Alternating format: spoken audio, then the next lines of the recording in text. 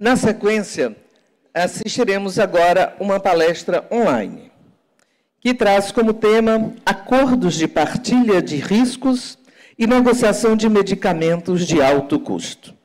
Para esta apresentação, nossa convidada é a palestrante doutora Cláudia Rebelo, que já está conosco aqui na tela. Olá, doutora Cláudia. Prazer, desculpa o atraso, que a gente está aqui no presencial, né? Tem que almoçar e tal.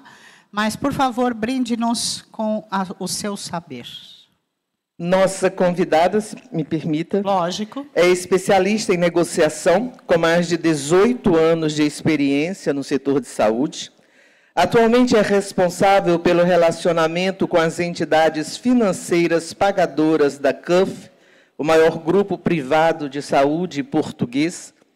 É licenciada em Direito e em Administração, com MBA em Saúde e formação em Business Management pela Catholic School of Business and Economics.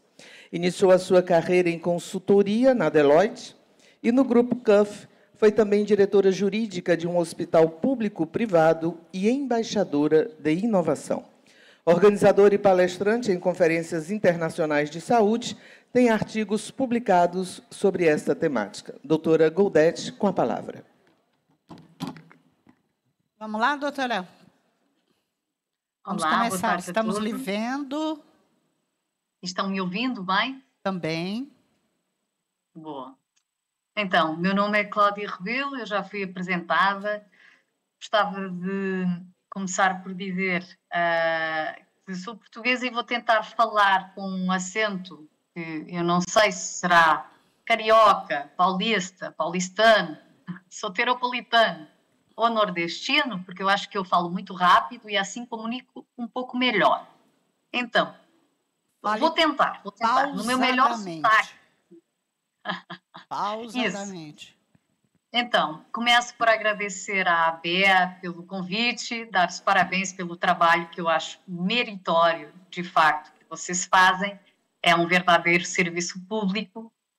E, sem mais demoras, dizer também que consegui ainda assistir um pouco, não tem problema com o atraso, mas ele permitiu, no fundo, que eu assistisse um pouco a essas duas últimas aulas, que foram bastante interessantes. Os meus parabéns para a doutora Ana Caroline e a doutora Márcia. Indo direto ao nosso assunto, aquilo que nos traz hoje por cá, eu vou projetar uma apresentação, um segundo. Mas começo por pegar nas palavras da doutora Goldete, quando disse, justamente agora, que é de fato necessário que haja equidade. Oi? Vamos ver se assim vai. Ok, muito bem. Porque esse é o... Conseguem me ver? Tela cheia, perfeito. Obrigada. Então, porque esse é o principal tema quando falamos naturalmente de negociação de fármacos de alto custo. Na verdade, falar de equidade é falar de acesso. É justamente como estava dizendo, não podemos ter isso só num local e não ter nos outros. Isso não é equidade. Pode ser outra coisa qualquer, mas equidade não é. Enfim. Existe, de fato, uma lógica diferente, um novo paradigma, se quisermos assim, em que todos os stakeholders são chamados a contribuir. Promover equidade é, de fato, um imperativo moral e, de fato, uma parte dessa solução passa por termos cuidados de saúde mais inteligentes, isso é, mais eficientes, mais acessíveis e com mais qualidade clínica, não raras vezes através da aposta na adoção de novas tecnologias. Os modelos de reembolso e de pagamento atuais afiguram-se muitas vezes insustentáveis e não possuem sinergia suficiente com os movimentos de desenvolvimento tecnológico e com os indicadores demográficos do Brasil. Isto é, o Brasil tem hoje 10% de população acima dos 60, mas terá, de acordo com o relatório de saúde da Deloitte para 2023, em 2050, cerca de 29,5% da população nessa faixa etária. Por sua vez, no setor suplementar, o envelhecimento populacional tem também associado a diminuição da captação de novos segurados em idades mais precoces, o que tem contribuído para um custo ainda maior, com impacto direto na adoção de novas tecnologias. Tudo isso considerado, o que é que significa? Que o contexto brasileiro não é, de todo, uma equação fácil, mas há 3 ideias fundamentais a reter. A primeira é que a aprovação regulatória não significa acesso. A segunda é que incorporação de novas tecnologias que funciona no Brasil, o Brasil é um país relativamente maduro, pontua no meio, no que diz respeito à incorporação, mas o acesso tem que ser sustentável. E nesse aspecto, vamos dizer que não pontua se calhar tão bem. Desde logo, porque à semelhança de outros países da América Latina, vocês têm um expediente legal, que conhecem certamente melhor que eu, que é a judicialização, que é um grande gerador de inequidade e nem poderia ser diferente, porque quando falamos da gestão de uma floresta, não estamos olhando apenas e só para uma árvore. E gerir saúde, gerir um bem inestimável, com um orçamento restrito, fazer essa magia, implica uma formação específica que claramente, nesse caso, o magistrado, mesmo que assessorado por peritos, jamais terá para produzir decisões que sejam, numa lógica de gestão de saúde, as melhores consideradas. Dito isso, temos assistido nos últimos anos a uma alteração também daquilo que é o paradigma do marketplace da saúde, em que assistimos à adoção de acordos de volume que reduzem e acordos baseados em valor que aumentam. Isso tem sido crescente e mais à frente vamos ver algumas formas de isso acontecer. Na perspectiva do financiador, esse paradigma novo trouxe, além das habituais restrições orçamentárias, uma reserva maior em financiar inovação, tendo em conta não só o custo unitário de muitos dos novos fármacos, das novas drogas, mas também a questão das evidências, que muitas das vezes, face a essa proliferação massiva de evolução em termos de ciência, nem sempre estão totalmente demonstradas. O foco do pagador altera, não é? Passa a olhar também para a lógica de valor, a tipologia de doenças, isto é, os blockbusters da indústria farmacêutica, avançam para áreas como a oncológica ou a das doenças raras. O tipo de terapias abrange agora terapias celulares e genéticas, e o custo destas tem também uma tendência crescente. Paralelamente, o tipo de evidências altera, consideram-se agora análises válidas de pequenas populações e outros tipos de robustez de evidência, nomeadamente no mundo real, como costumamos dizer. E o que nos traz hoje aqui é essa lógica de como podemos nós viabilizar aquilo que é um custo, um encargo financeiro muito considerável, com um grande risco para o financiador, sem impedir a inovação em saúde, a inovação farmacológica e tentando não limitar por essa via o acesso. Falamos, pois, de garantir acesso e diminuir o risco. E na etapa da incorporação e da compra dos medicamentos, desde os anos 2000, que esses acordos de compartilhamento de risco têm proliferado, com destaque, naturalmente, para os de base financeira, mas também com crescente aumento para aqueles que são de base performista.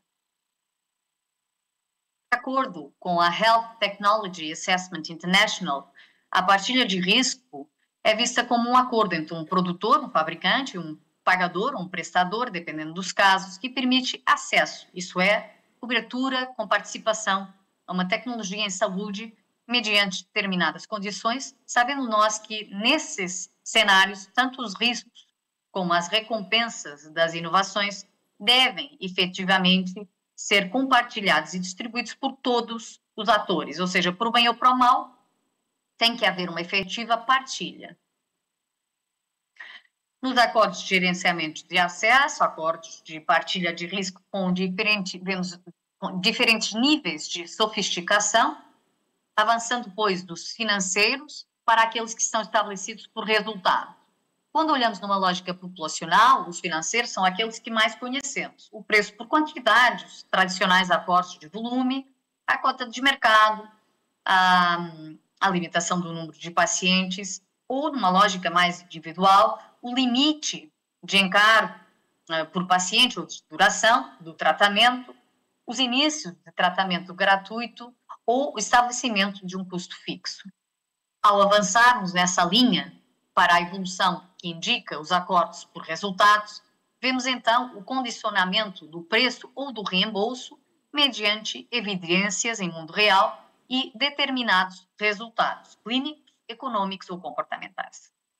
Na maior sofisticação dos acordos por resultados, temos acordos por garantia, ou seja, aqueles em que o pagador financia apenas e só os pacientes que respondem. Ou, mais concretamente, aqueles que também podem ter determinados resultados previamente acordados, mas existem, como se entende, uma panóplia considerável de estruturas financeiras possíveis, em que a demonstração efetiva, a garantia da obtenção de um resultado pré-acordado é a condição sine qua non para que isso seja viável.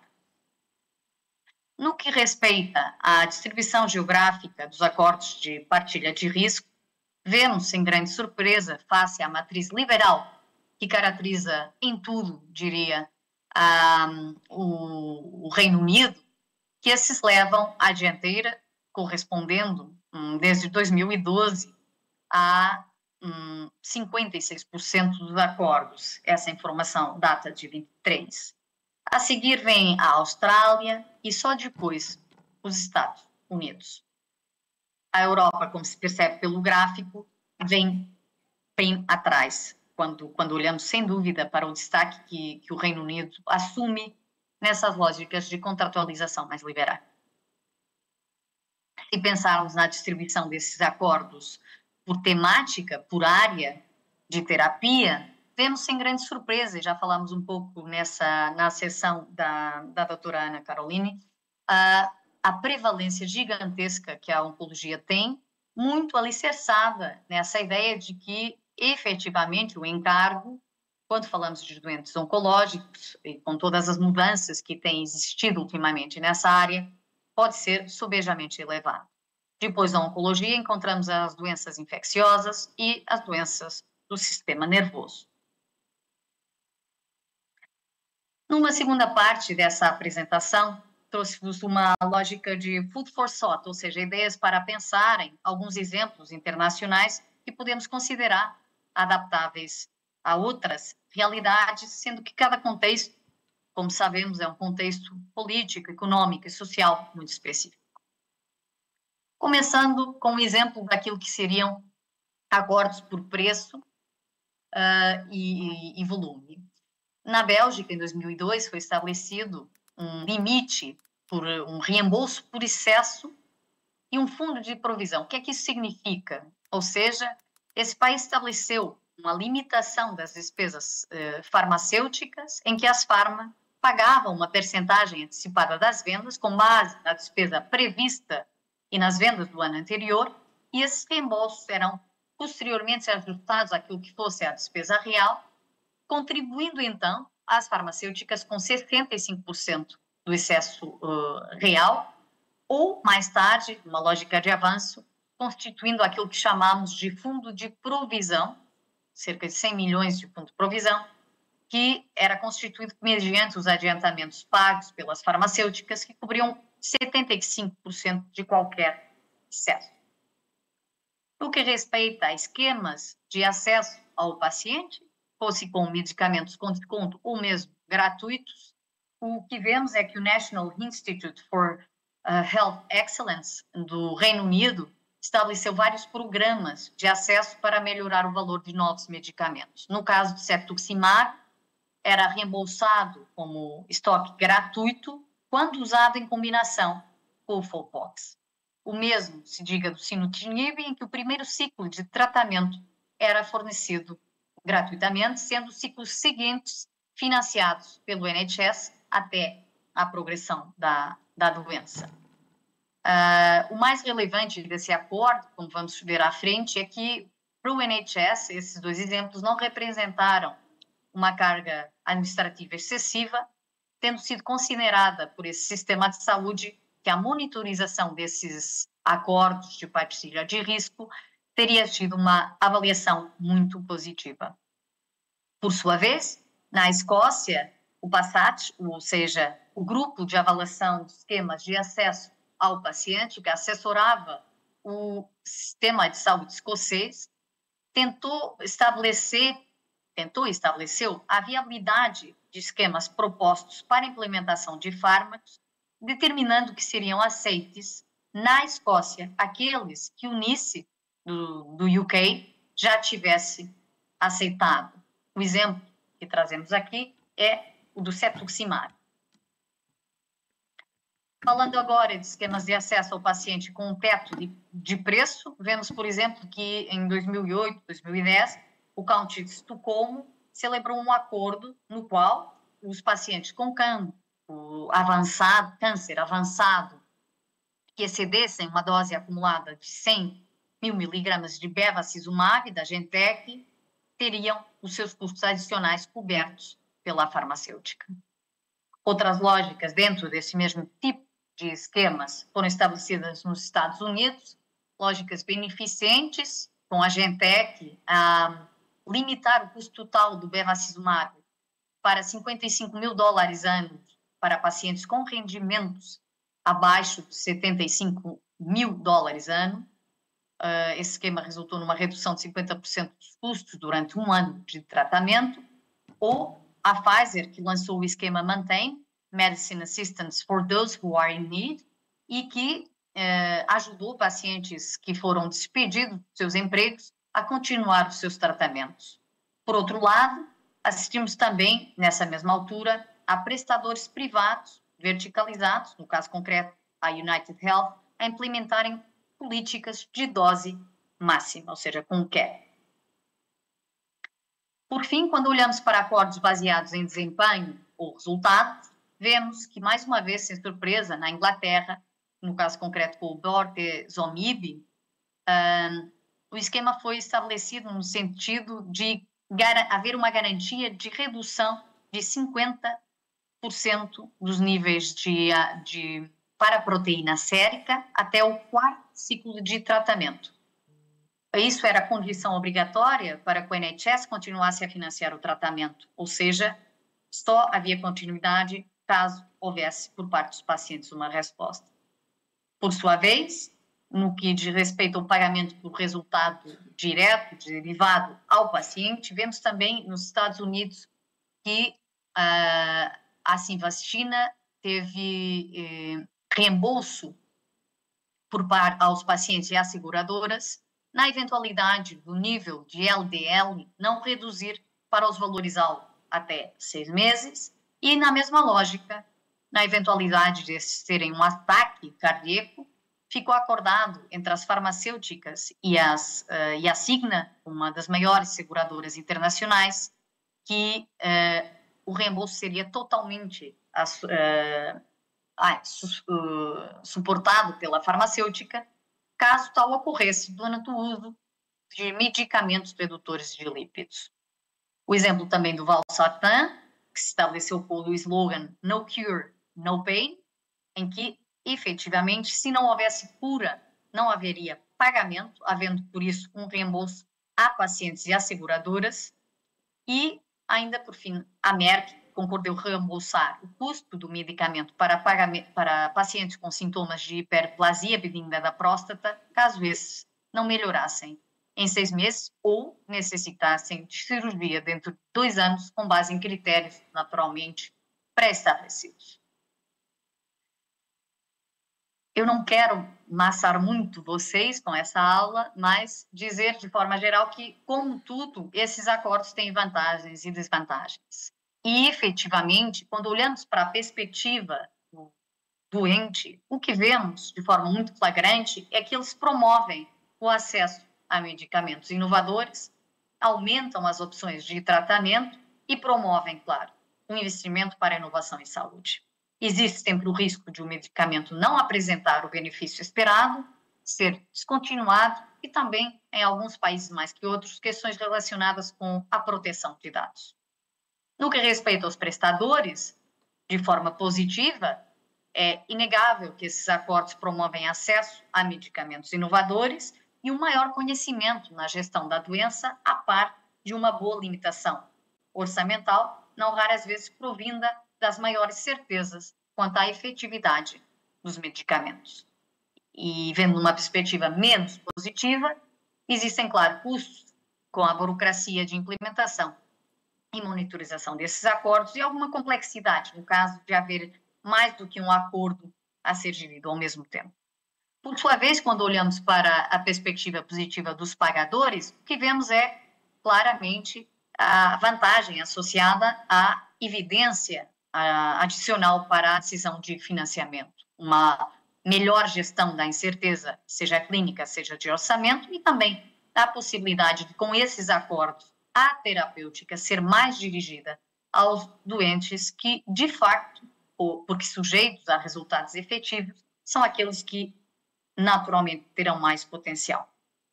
Sem grande surpresa, o que vemos também é uma dificuldade por parte dos pagadores em definir indicadores de desempenho, alguma falta de sistemas de informação integrados e ainda alguma dificuldade na recolha, análise e monitorização da informação. Por sua vez, quando pensamos nas farmacêuticas, o que vemos é um acesso mais rápido a medicamentos inovadores ao mercado e uma inovação recompensada. Em muitos países, termos dos acordos são confidenciais, isso pode ter variações quando estamos falando do setor público e, claro, existe sempre, na perspectiva menos positiva, o risco de não efetividade e alguma imprevisibilidade financeira, dependendo do tipo de acordo. Numa lógica de recomendações, diríamos que há 5 recomendações que assistem a esses acordos de partilha de risco. A primeira de todas é o envolvimento efetivo de todos os stakeholders. Efetivamente, um acordo de partilha de risco não pode ser, não deve ser uma estratégia de marketing.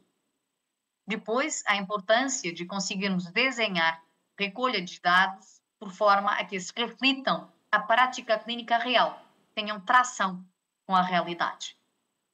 Facilitar, naturalmente, a recolha desses dados e a implementação do processo clínico eletrônico e de sistemas integrados de informação para dar robustez e fiabilidade à informação alcançada. A lógica também de que um contrato jurídico jamais deve ser o motor de uma parceria e, por isso, a importância de que a colaboração entre prestador-pagador e empresa farmacêutica seja contínua e efetiva. E, por fim, a ideia de que é fundamental nessa fase, pese embora já levemos 20 anos de acordos dessa natureza, para que eles proliferem mais e tragam o contributo que já vimos que estão dando em muitos países para a ciência, que sejam partilhados os resultados alcançados mediante esses acordos, essas negociações.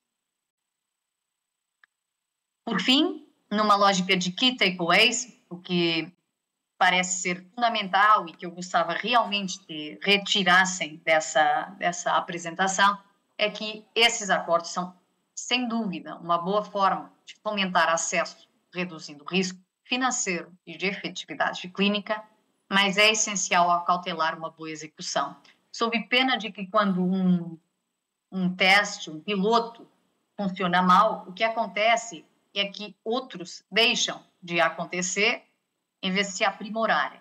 Então, tem que haver efetiva disposição de todas as partes, tem que haver segurança jurídica que permita esse tipo de transações. Eu sei que no Brasil, já em 2019, penso que com a portaria 1297, não estou certa do número, com o Spinraza, houve uma tentativa pública de tentar regular a lógica, o ordenamento desses acordos, Mas, enfim, existem muitas guidelines internacionais que podem nortear aquilo que seja a segurança jurídica, quer de acordos privados, que vão acontecendo no Brasil, a espaço, quer de acordos de natureza pública, que sempre tem um contorno, uma definição um pouco mais geral. E, não menos importante, a questão da proteção da privacidade do paciente. Dizer sobre isso, de forma muito positiva, que aos dias de hoje, ao contrário do que acontecia há 20 anos atrás, além de termos, nós falamos regulamento da proteção de dados, vocês aí falam LGPD, além de termos um regulamento que nos ajuda a saber como fazer isso muito bem, temos também a tecnologia do nosso lado. Eu dou aqui o exemplo da blockchain, mas existem muitas formas de encriptar e garantir a privacidade do paciente. E, por último, e não menos importante, a ideia de que a infraestrutura para a coleta de dados tem que ser confiável, interoperável, escalável, e também aqui temos vindo a assistir a uma ajuda inestimável por parte da inteligência artificial, já adotada por alguns desses acordos em vários sítios do mundo, sítios, vocês não falam, locais do mundo, em vários pontos do globo, que efetivamente torna essa recolha menos pesada, menos dispendiosa e também mais confiável em muitos aspectos. Portanto, a tecnologia tentando aqui dar o melhor contributo. Muito obrigada. Era isso que eu tinha hoje. Obrigada a todos. Cláudia, foi pausadamente, foi super tranquilo. Obrigada. E eu gosto quando você apresenta... Não, para quem não sabe, você está em Lisboa? Então, ela está em Lisboa. Então, né, a gente brinca, às vezes a gente não consegue passar um PPT aqui, e nós estamos ouvindo a Cláudia falar diretamente de Lisboa. Eu gosto quando se apresenta, porque nos faz pensar que nós também temos que aumentar as nossas possibilidades dos compartilhamentos de risco.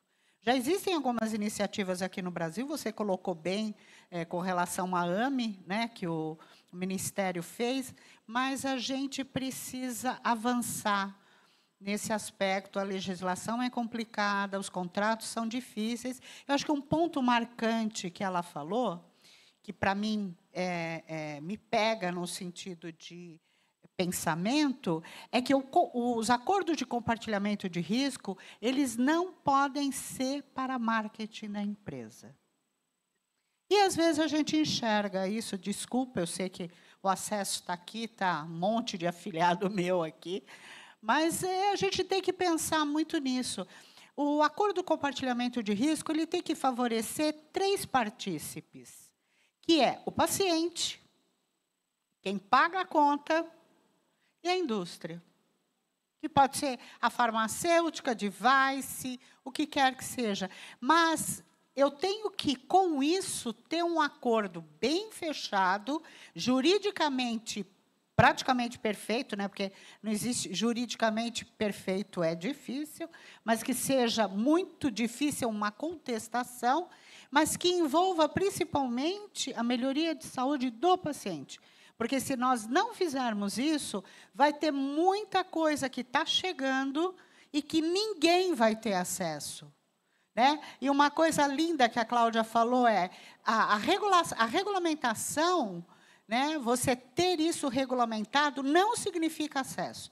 Quando eu dou aula, eu falo muito isso. Você pode incorporar alguma coisa, você pode colocar no Ministério alguma coisa, você pode colocar na saúde suplementar alguma coisa, incorporando, mas isso não significa acesso. Isso não significa que isso vai chegar no beneficiário. Tá? Beneficiário na saúde suplementar, cidadão na saúde pública, ou sabe, como um todo. Portugal já está à nossa frente em vários aspectos, mas também nós não podemos esquecer que Portugal tem hoje 12 milhões de habitantes no país inteiro, Cláudia, aproximadamente? 11? 11. 11. Então, a cidade de São Paulo é maior do que isso, você sabe disso. Né? A região metropolitana de São Paulo são mais de 20 milhões. Os números, estou falando do meu estado. Né? O estado de São Paulo hoje está com 46 milhões, de acordo com os dados do IBGE que foram atualizados. Então, não é fácil. Não é fácil. Mas o que eu valorizo muito na Helena é que a Helena traz experiências de fora. A gente olha e fala, mas eles são menores. Porque criticar todo mundo sabe, né? Porque eles isso, porque eles aquilo. Só que é o modelo para que a gente comece a enxergar aonde a gente pode chegar. Talvez não seja um compartilhamento via ministério, talvez seja um compartilhamento via Secretaria Municipal de Saúde, uma coisa um pouco melhor. Mas o importante é começar. Temos alguma pergunta? Sim, senhora. Não temos pergunta, Cláudia. Helena está aqui quase se esgoelando, falando assim, agradeça muito, fala para a Cláudia que foi ótimo, que foi maravilhoso, e foi mesmo, não é porque a Helena está mandando, não. É porque foi muito bom, a plateia está lotada, vamos ver se você vai enxergar a nossa plateia, olha aí. A plateia está lotada, todo mundo te dando tchau. Obrigada. Muito obrigada de você estar disponível, porque nós atrasamos um pouco. E curta essa linda cidade que é Lisboa, que eu amo de coração. Muito obrigada. Eu ia só falar uma última palavra, se eu ainda tiver um minuto. Que é agradecer, pois não, mais pode falar, pode falar. Agradecer as palavras da Helena e falar uma expressão que ela uma vez me falou. Enfim, a Helena me ouviu noutra conferência. Eu usei essa expressão, mas eu nunca tinha pensado muito nela até a Helena me falar, que é, nesses acordos, há algo muito importante, que é a expressão inglesa, britânica, do trust but verify. Yes. Como num casamento, né? Você confia, mas você vai dando uma checada. Assim. Você confia, e aqui é igual. Desconfiando, olha. E aqui é igual. Você tem que estabelecer o acordo, mas garantir que ele não corre sozinho. Esses acordos não são escritos na pedra. Muita coisa pode acontecer. A dinâmica médica farmacológica hoje em dia é imensa. Ouvimos palestrantes anteriores falar. Eu sempre que ouço falar de cronicidade em oncologia, como qualquer pessoa, enfim, fico de coração cheio. Mas é importante ter essa noção de que esses acordos não são estáveis. Então, trust but verify. Comece com o que você tem no sítio onde você está, pense pequeno e depois aprimore. Só não deixe de fazer porque ainda não há. E, na verdade, também é justo dizer que, vou falar aqui do AC Camargo, não sei se eu posso, mas eu tive algumas reuniões com ele sobre essa temática. Eles têm, o privado já tem mais avanço na lógica do compartilhamento de risco, fez embora o tiro de partida, não sei se essa expressão tenha sido dado realmente com Spinraza por parte do Ministério Sim. de Saúde. Perfeito. Obrigada. Cláudia. Obrigada, Helena, também. A Helena. Cláudia, querida, olha a plateia aqui inteira para lhe assistir. Por isso que eu briguei tanto por você. Né? Você veio em maio presencial, dessa vez não deu, mas em maio do ano que vem você vai vir. Maktub. Maktub. Um bom congresso para todos. Obrigada, Aproveitem. querida. Obrigada, Cláudia. Obrigada. Vamos ao coffee agora?